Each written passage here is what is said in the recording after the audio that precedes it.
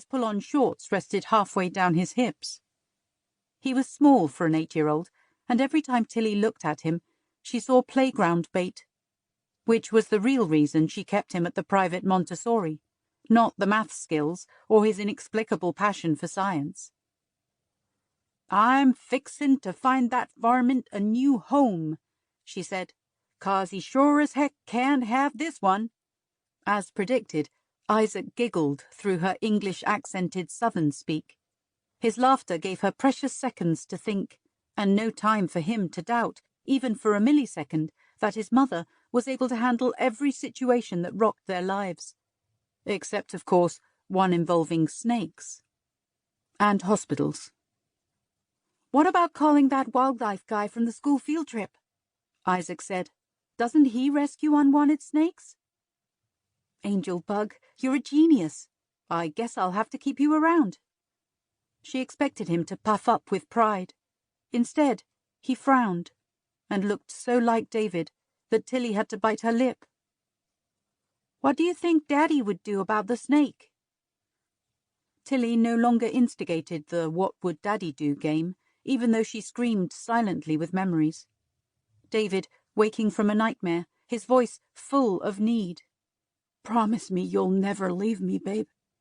David, reaching for her with hot breath, greedy hands and whispers of, "Jesus, you make me so horny."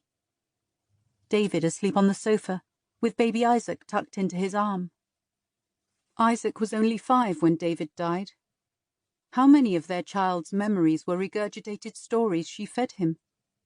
Did Isaac remember his father's passion, his contagious energy, his insistence that she sprinkle mothballs around the sandbox to bar snakes? David, who loathed the bugs and the snakes, had hated everything about life in the South, although not his status as the youngest distinguished professor in the University of North Carolina system. A memory pounced, and Tilly smiled. David, teetering on the sofa as he hurled an academic tome at a creepy crawly moseying across the floor. Her husband had done nothing without panache. "What would Daddy do?" Tilly scratched the burning itch of fresh chigger bites under her arm. "Picture wobbly, then insist we move to snake-free Manhattan." And once David chose a course of action, there was no U-turn. "Daddy would have made us leave?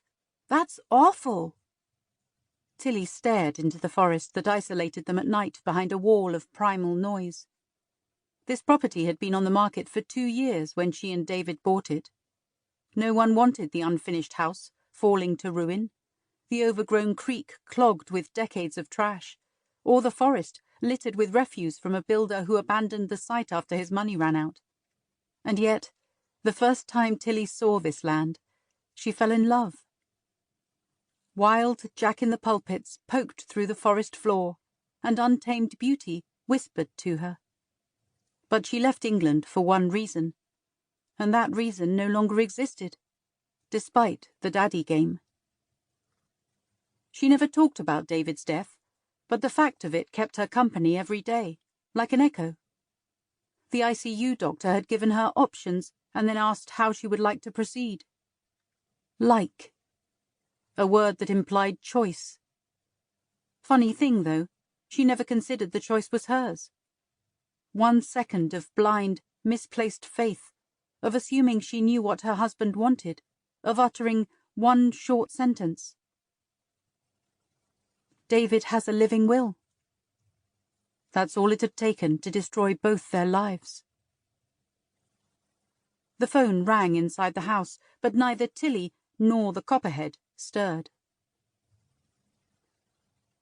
The forest smelled different on hot evenings, like an oven set to 425 degrees and cooking nothing but air. Tilly sipped her gin and tonic, closed her eyes, and listened to the basketball pound on the concrete slab. "Mom?" Isaac stopped shooting hoops. "Are we expecting someone?" Please let it not be the chatty wildlife bloke returning with the copperhead. Please. A silver convertible, Alfa Romeo, fancy, swung into a flawless turn and stopped under the basket.